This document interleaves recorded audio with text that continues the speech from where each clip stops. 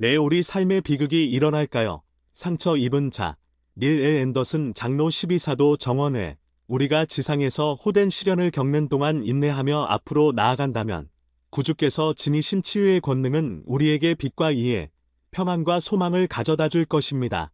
2016년 3월 22일 오전 8시 무렵 브뤼셀 공항에서 폭탄 2개가 폭발하는 테러가 일어났습니다. 리처드 놀비 장로와 메이슨 웰스 장로, 조셉 엠피 장로는 오하이오주 클리블랜드 선교부로 떠나는 페니 클레인 자매를 공항으로 데려온 참이었습니다. 그날 32명이 목숨을 잃었고 모든 선교사가 부상을 입었습니다. 선교사 중에 가장 심각하게 부상을 당한 사람은 아내인 팸 놀비 자매와 함께 봉사 중이던 66세의 리처드 놀비 장로였습니다. 놀비 장로는 그 순간을 이렇게 회고했습니다. 저는 무슨 일이 일어났는지 곧바로 알았습니다. 안전한 곳으로 뛰어가려고 했지만 금방 넘어지고 말았습니다. 왼쪽 다리가 심하게 다친 것이었습니다. 양손에서 거미줄 같은 검은 그을음이 떨어지는 것을 보았는데 살살 잡아당겨 보니 그것은 그을음이 아니라 그을린제 피부였습니다. 등에 입은 부상 때문에 제 흰 셔츠가 붉게 변하고 있었습니다. 방금 일어난 일이 머릿속에 명확해지자 한 가지 생각이 강하게 떠올랐습니다. 바로 구주께서는 제가 어디에 있고 조금 전에 무슨 일이 일어났으며 이 순간 제가 어떤 일을 겪고 있는지를 아신다는 것이었습니다. 리처드 놀비와 그의 아내 팸은 그 후로 힘겨운 날들을 보냈습니다. 의사는 리처드를 혼수 상태에 들게 하여 수술을 진행했습니다.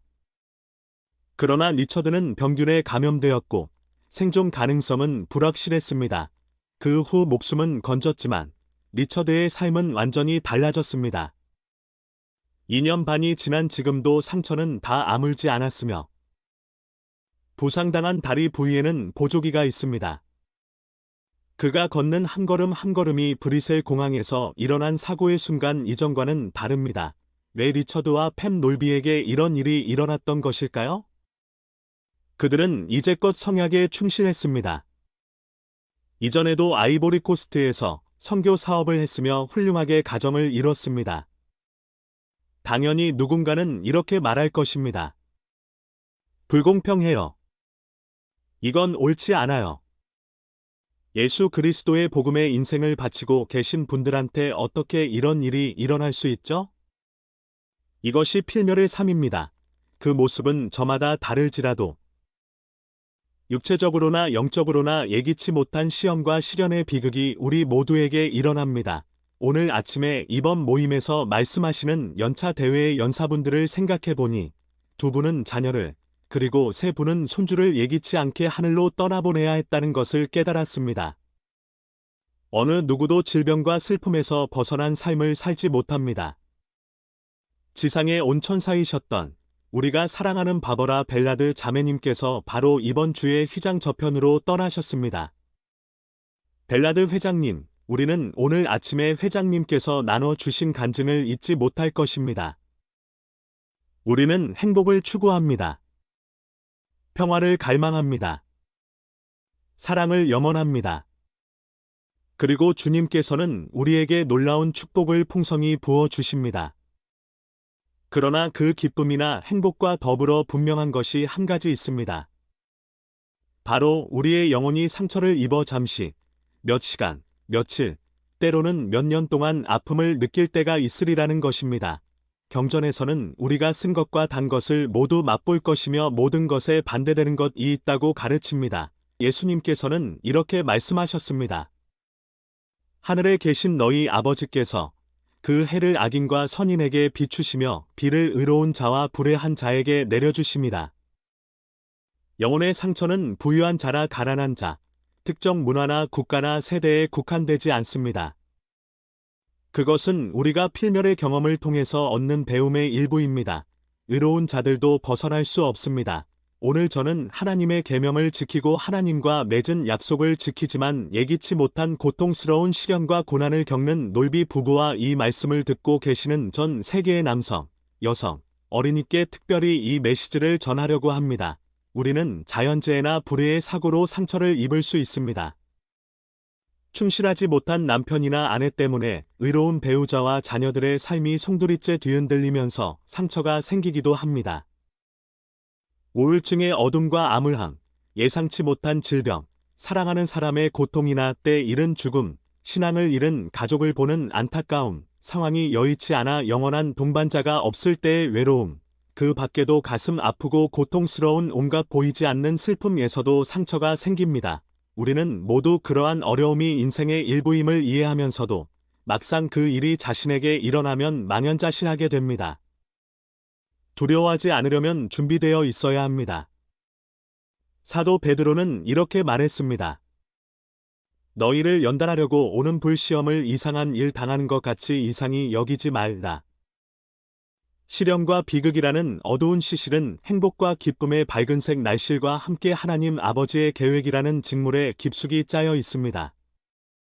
그러한 시험은 힘겹지만 우리에게 가장 좋은 교사가 되곤 합니다. 힐라멘의 2060명의 용사에 관한 기적적인 이야기를 전할 때 우리는 다음 구절을 즐겨 읽곤 합니다. 하나님의 선하심을 조차 그들 중 죽은 자가 한 명도 없었음에 우리가 크게 놀라고 또한 우리의 온 군대가 다 기뻐하였느니라. 구절은 다음과 같이 이어집니다. 또한 그들 가운데 많은 상처를 입지 아니한 자가 하나도 없었더라. 2060명의 용사 한 명 한 명이 많은 상처를 입었습니다. 우리 각자도 인생의 전쟁을 치르는 동안 육체적으로나 영적으로 혹은 두 가지 모두의 상처를 입을 것입니다. 예수 그리스도는 우리의 선한 사마리아인이십니다. 그러나 포기하지 마십시오. 영혼의 상처가 얼마나 깊든지, 그 근원이 무엇이든지, 그것이 언제 혹은 어디서 생기든지, 얼마나 오래 지속되든지, 우리는 영적으로 멸망하도록 의도된 것이 아닙니다. 우리는 영적으로 살아남아 하나님을 믿는 신앙과 신뢰를 통해 생활하고 성장해야 합니다. 하나님은 우리의 영을 당신의 도움이 필요 없는 존재로 창조하지 않으셨습니다. 우리의 주님이요 구주이신 예수 그리스도께서는 그분의 헤아릴 수 없는 속죄의 은사를 통해 우리를 죽음에서 구원하시고 우리가 회개하면 우리의 죄를 용서하실 뿐만 아니라 영혼의 상처에서 비롯한 슬픔과 고통에서 언제라도 우리를 구하시고자 준비를 갖추고 계십니다. 그분은 마음이 상한 자를 고치기 위해 지상에 오신 선한 사마리아인이십니다. 다른 사람들이 우리를 피해 지나가도 그분은 우리에게 다가오십니다. 연민의 마음으로 그분은 우리의 상처에 치유의 향유를 바르시고 그 상처를 싸매 주십니다. 그분은 우리를 안고 가시며 돌봐 주십니다. 그리고 우리에게 이렇게 말씀하십니다. 내게로 오나 내가 너희를 낫게 하리라. 예수께서 온갖 고통과 고난과 시험을 당하시리니 이는 그가 자기 백성의 고통과 질병을 짊어지시려 하심이라. 또 우리의 연약함을 짊어지시리니 그의 심정이 자비로 충만하 심이라. 오라 슬픔에 잠긴 너희 어디 있든지 자비로운 보좌로 나와 무릎 꿇고 상한 마음 내려놓고 내 괴로움 말하라. 하늘이 치유 못할 땅에 슬픔 없도다. 선지자 조셉이 극심한 고난을 받았던 시기에 주님은 그에게 이렇게 말씀하셨습니다. 이 모든 일이 내게 경험이 되고 내 유익이 될 줄 알라. 어떻게 고통스러운 상처가 유익이 될 수 있을까요? 우리가 지상에서 호된 시련을 겪는 동안 인내하며 앞으로 나아간다면 구주께서 지니신 치유의 권능은 우리에게 빛과 이해, 평안과 소망을 가져다 줄 것입니다. 절대 포기하지 마십시오. 마음을 다해 기도하십시오. 예수 그리스도와 그분의 실제하심, 그리고 그분의 은혜를 믿는 신앙을 강화하십시오. 그분의 말씀을 붙드십시오. 내 은혜가 내게 족하도다. 이는 내 능력이 약한 데서 온전하여짐이다. 기억하십시오. 회개는 강력한 영적 치료제입니다. 구주의 다음 약속을 기억하며 계명을 지키고 보혜사를 받기에 합당하게 생활하십시오. 내가 너희를 고아와 같이 버려두지 아니하고 너희에게로 오리라. 성전에서 얻는 평안은 상처 입은 영혼을 진정시키는 유향입니다. 여러분의 상처 입은 마음과 여러분의 가족의 이름을 가지고 가능한 한 자주 주님의 집으로 가십시오. 성전은 우리가 사는 필멸의 짧은 순간을 영원이라는 대형 화면에 비춰줍니다. 과거를 생각해 보십시오. 전세에서 우리가 자신의 합당성을 입증했음을 기억하십시오.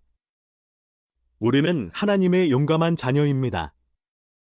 그리고 그분이 도와주신다면 우리는 이 타락한 세상의 전쟁에서도 승리할 수 있습니다. 과거에도 승리했고 다시 승리할 수 있습니다. 미래를 생각해 보십시오. 우리가 겪는 공경과 슬픔은 매우 힘들지만 영원히 계속되지는 않을 것입니다. 왜냐하면 하나님의 아들이 그 날개의 치료함을 가지고 떠오르셨기 때문입니다. 놀비 부부는 제게 이렇게 말했습니다. 낙담이 가끔 저희를 찾아오지만 절대 머무르도록 두지는 않습니다. 사도 바울도 이렇게 말했습니다. 우리는 우겨쌈을 당하여도 쌓이지 아니하며 답답한 일을 당하여도 낙심하지 아니하며 박해를 받아도 버림받지 아니하며 거꾸러뜨림을 당하여도 망하지 아니하니라. 힘겨우시겠지만 절대 포기하지 마십시오. 자신의 입은 고통스러운 상처에도 불구하고 여러분은 누구든지 나를 위하여 제 목숨을 잃으면 찾으리라. 라고 하신 구주의 약속을 신뢰하며 본능적으로 다른 사람들에게 다가갈 것입니다. 자신도 상처를 입었으면서 다른 사람들의 상처를 돌보는 사람들은 지상에 있는 하나님의 천사들입니다. 이제 몇 분 뒤면 우리는 사랑하는 선지자 러셀 M. 넬슨 회장님의 말씀을 듣게 됩니다. 그분은 예수 그리스도를 믿는 흔들리지 않는 신앙과 소망과 화평을 지니셨으며 하나님께서 사랑하는 자이시지만 그분도 영혼의 상처에서 벗어날 수는 없으셨습니다. 1995년에 그분의 따님인 에밀리가 임신 중에 암 판정을 받았습니다. 건강한 아기가 태어날 무렵에는 기쁘고 행복한 날들도 있었습니다. 그러나 암이 재발했고 가족이 사랑하는 에밀리는 37번째 생일 2주 뒤에 세상을 떠났습니다. 사랑하는 남편과 5자녀를 남겨두고 말입니다. 따님을 떠나보낸 직후에 열린 연차 대회에서 넬슨 회장님은 이렇게 속마음을 토로하셨습니다. 제 딸에게 더 잘해 줄 수 있었을 텐데 하는 생각을 하니 슬픔의 눈물을 감출 수가 없었습니다. 제게 만약 부활의 권능이 있었다면 딸을 다시 살리고 싶은 충동을 받았을지도 모르겠습니다. 그러나 예수 그리스도께서 이 열쇠를 지니고 계시며 주님께서는 정하신 때가 되면 에밀리와 모든 사람을 위해 그것을 사용하실 것입니다. 지난달에 푸에르토리코의 성도들을 방문하신 넬슨 회장님은 작년에 엄청난 파괴력으로 불어닥쳤던 허리케인을 떠올리시며 사랑과 연민을 지니고 이렇게 말씀하셨습니다. 이것은 삶의 한 부분입니다. 우리가 이곳에 온 것도 이 때문입니다. 우리는 육신을 얻고 시련과 시험을 받기 위해 지상에 왔습니다. 그런 시험 중에는 육체적인 것도 있고 영적인 것도 있습니다. 그리고 여러분은 이곳에서 육체적이고 영적인 시련을 모두 겪고 계십니다. 여러분은 포기하지 않으셨습니다. 여러분이 정말 자랑스럽습니다. 충실한 성도 여러분은 많은 것을 잃으셨지만 이 모든 것을 겪는 동안 주 예수 그리스도를 믿는 신앙을 굳게 기르셨습니다. 우리는 하나님의 계명을 지킴으로써 최악의 상황 속에서도 기쁨을 찾을 수 있습니다. 모든 눈물이 씻겨질 것입니다. 형제 자매 여러분, 주 예수 그리스도를 믿는 신앙이 커지면 더 큰 힘과 소망을 얻게 되리라는 것을 약속드립니다. 우리 영혼의 치유자께서는 의로운 여러분을 위해 당신이 정하신 시간에 당신의 방법으로 우리의 상처를 모두 치유해 주실 것입니다. 불의와 박해, 시련과 슬픔, 고통과 상처가 아무리 깊고 넓고 고통스러워도 그분이 펼친 팔과 못 자국 난 손으로 우리를 그분의 면전으로 다시 맞으실 때 우리에게 베푸실 위로와 평안과 지속적인 희망 앞에서 그것들은 모두 사라질 것입니다. 사도 요한은 그날의 큰 환난에서 나오는 의로운 자들이 하나님의 보좌 앞에 흰 옷을 입고 서리라고 간증했습니다. 그리고 어린 양이 우리 위에 장막을 치시고 하나님께서 우리의 눈에서 모든 눈물을 씻어 주실 것이라고 했습니다. 그 날은 반드시 올 것입니다. 이것을 예수 그리스도의 이름으로 간증합니다. 아멘.